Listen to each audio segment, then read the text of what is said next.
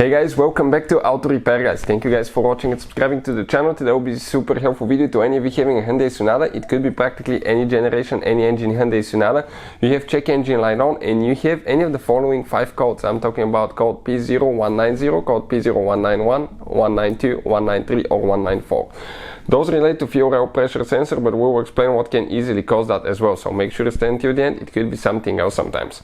And one common mistake people make when they're replacing or fixing the fuel rail pressure sensor that can actually, guys, burn the electronics on your car, cause malfunctions that can cost you thousands of dollars, and in some cases you may even catch your car on fire.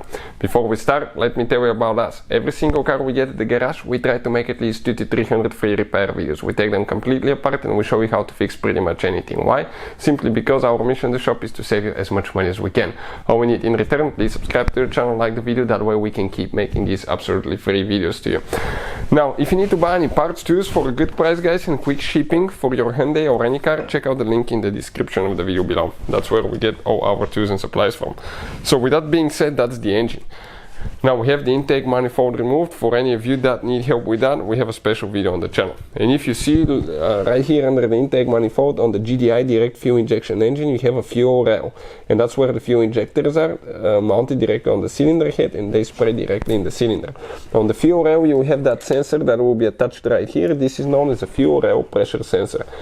That fuel rail needs to keep constant pressure, let's say around 400 psi. I don't remember what exactly it was, but if it deviates, guys, okay, your car will not run correctly. Before we continue what causes these codes, many of you ask me which computer we use for diagnostic and what we recommend. This is the one, guys, okay, that's the computer right here. I'll put the link in the description of the video below. It works almost on any car you can think of. It's amazing computer, works on Hyundai, Kia, and it's a computer that can pay itself off practically in one-time use. Now, with that being said, let's explain now. If you have any of these codes, it may relate to having a bad fuel rail pressure sensor most likely, and we'll have a video that explains how to actually test one.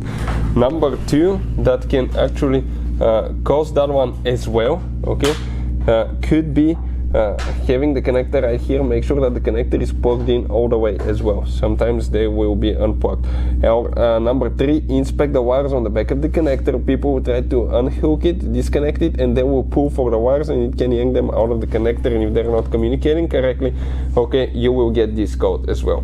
In some cases you may even have bad fuel pump that actually triggers bad fuel rail pressure sensor, so that could happen as well. Or it could have water in the fuel rail pressure sensor in some cases as well, guys. We've seen that happen only once. Now, when replacing the fuel rail pressure sensor, disconnect the car battery, because you're super close to the starter wire going from the battery to the starter and the alternator wire going from the alternator to the battery. If you don't disconnect it, you can cause damage to the electrical system, engine, computer modules. If you touch it with a tool or anything like that, you can see sparks flying, you can catch your car on fire, because here you will leak gasoline out as well. We have a special video that explains how to replace fuel rail pressure sensor. Now, also on these modern cars, it matters which battery terminal you disconnect and reconnect first. If you do it the wrong way, you can cause damage to the electronics as well. So I'll put a link to a video that explains exactly which battery terminal to disconnect and reconnect first. Hopefully the video will be helpful. Thank you for watching and see you next time.